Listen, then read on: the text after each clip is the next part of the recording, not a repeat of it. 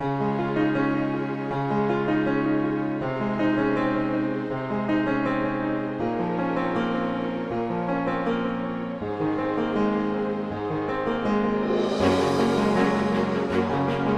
this is cool. This is exciting. I've actually only done one other marriage renewal ceremony like this, or even similar to this, and it's just exciting. And I'm glad to be able to do it. I'm glad you're here. I'm glad that your friends and family can be here.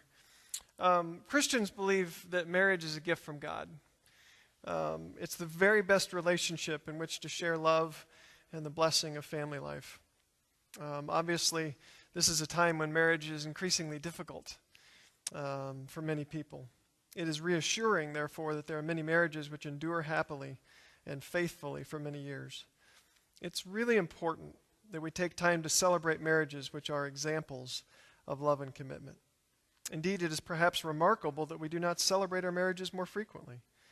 This service is therefore an opportunity for rejoicing and thanking God for a marriage. It should also be an encouragement to our children and grandchildren that marriages really can be the source of God's richest blessing for our lives.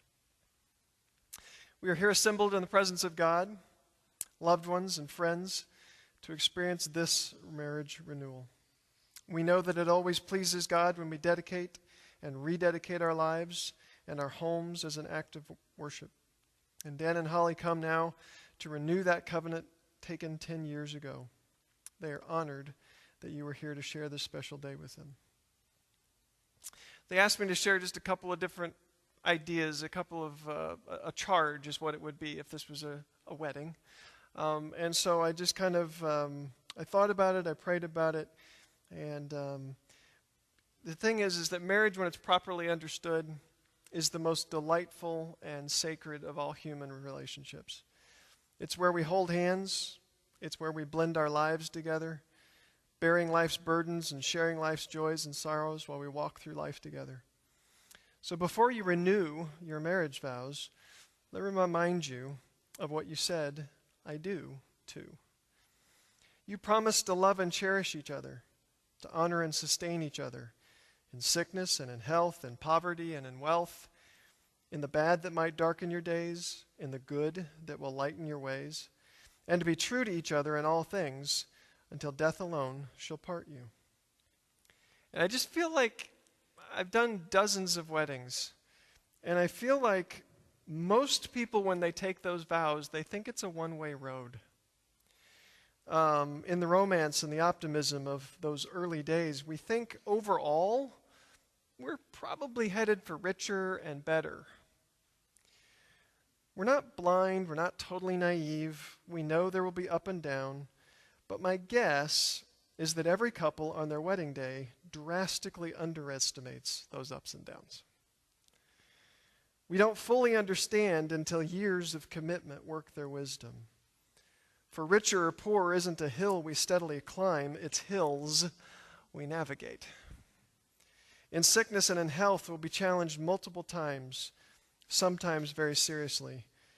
And for better or worse is actually both and. This is why it is so crucial that a marriage be founded on something deeper and more solid than our circumstances or our feelings. This is why I firmly believe that your marriage, based more securely in Jesus, will be even more solid going forward. After describing the perfect marriage, Paul says, I'm telling you a great mystery. I'm actually talking about Jesus and his church, Jesus and his people. So it is he who is committed to us in sickness and in health, for richer or poorer, for better or worse. He will never let us go. He will never let you go. He will never let you go. He will never let this go, or your family. He will always be near us to teach us and to express his love so that we can build our lives on him, not on our ever-changing circumstances. The verses that were on your first invitation and that you asked me to read are very simple. Love is patient. Love is kind. It does not envy. It does not boast. It is not proud. It is not rude. It is not self-seeking. It is not easily angered. It keeps no record of wrongs. Love does not delight in evil, but rejoices with the truth.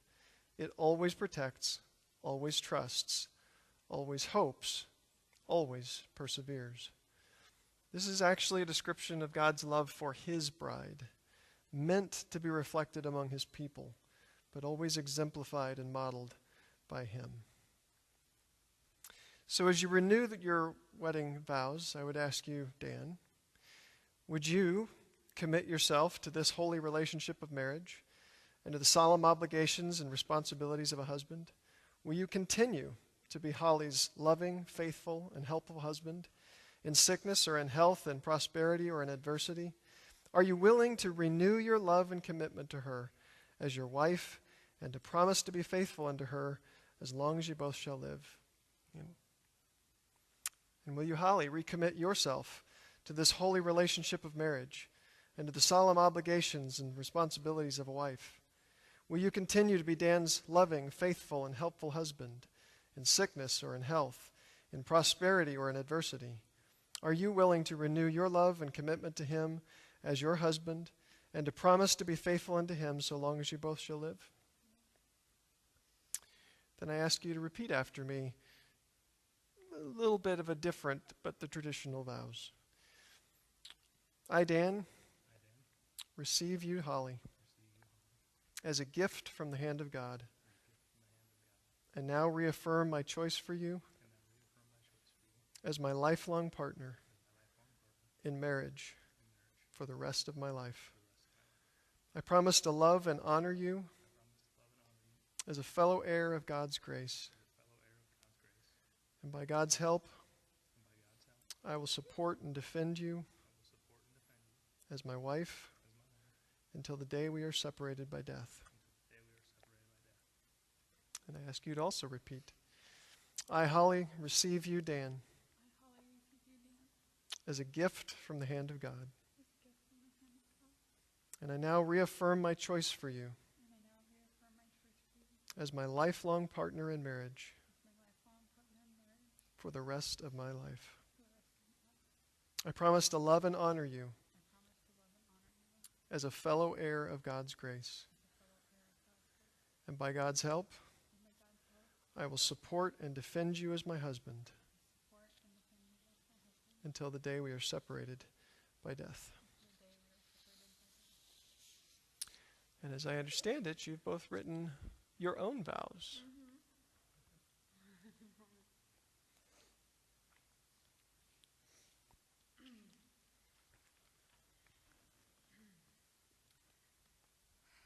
We're supposed to... Hang on.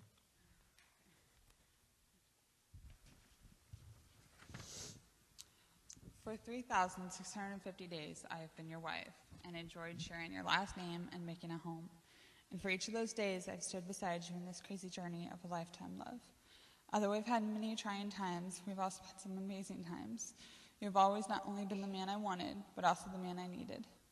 So today I stand beside you with a list of new vows just to show you how much I care now and will continue to care for you in our journey together. Love is patient, love is kind. God gave you the amazing gift to be aware of every aspect of this amazing world at the same time, and I know oftentimes I've not appreciated this gift. My patience has been thin very often, but I vow to you today to remember that you were given the amazing talent of appreciating even the small things for the big wonders that they are. I also know that I felt safe with you, but I forgot to give you the best of me. I promise to remember to be kind, for I love you, and love is kind. It is not envy, it does not boast, it is not proud. I am happy for every experience you get in this world, and I will be happy for you when things happen for you. And I promise not to parade myself to you when good things happen to me. I will remember your feelings and do the best I can to give you the experiences that let your dreams come true. It is not rude, it is not self-seeking, it is not easily angered, and it keeps no records of wrongs. I have very much struggled in the 10 years we've been together with anger and keeping record of wrongs. Oftentimes I've said words in anger and just continuously used your wrongs as a scorecard. I humbly ask for your forgiveness and offer my vow from this day forward that there will be no record. I love you, and I know you love me, and I know that everything you do is with the intention of loving me the best of your ability. Love does not delight in evil, but rejoices with the truth. It always protects, always trusts, always hopes, always perseveres. Love never fails. My love for you will remain strong every day. I will protect, trust, and hope in you. My love will persevere and never fail.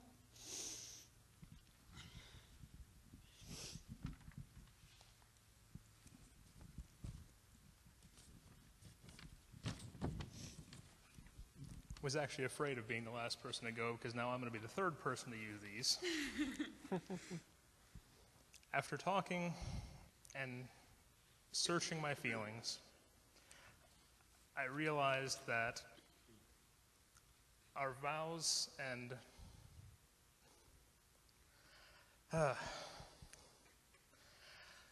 the verse that we held dear for our wedding is true and not true at the same time. When we first got married, like he said, you always see the brighter side of everything. And over 10 years, I've come to the realization that love and marriage go hand in hand, but are not the same thing. Love is patient, love is kind, but marriage is not always. It doesn't envy and it doesn't boast, and it is not proud. It is not rude, it is not self-seeking, and it is not easily angered. We know that one's not always true. It keeps no records of wrongs. Again, but let's not keep a record of wrongs. In these, we are not like God. We are not the embodiment of the love he had for us. But we do have some aspects that are his. We will always protect. We will always trust. We always hope, and we always persevere. Because like love, it never fails. I will never fail to love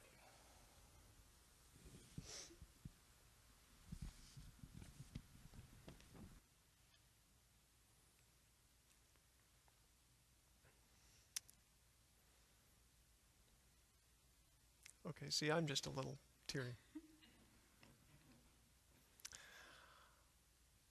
I now charge each of you to remember to continue to cherish each other as special and unique individuals, and that you each respect the thoughts and the ideas of one another.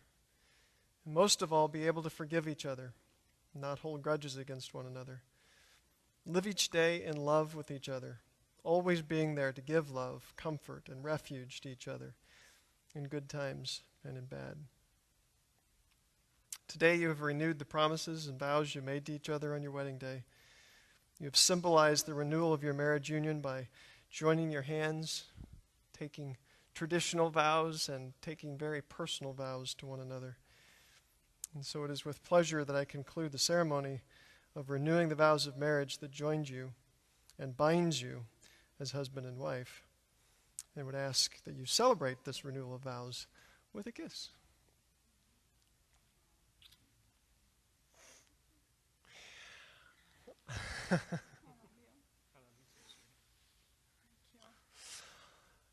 Mr. and Mrs. Dan and Holly McDorman again.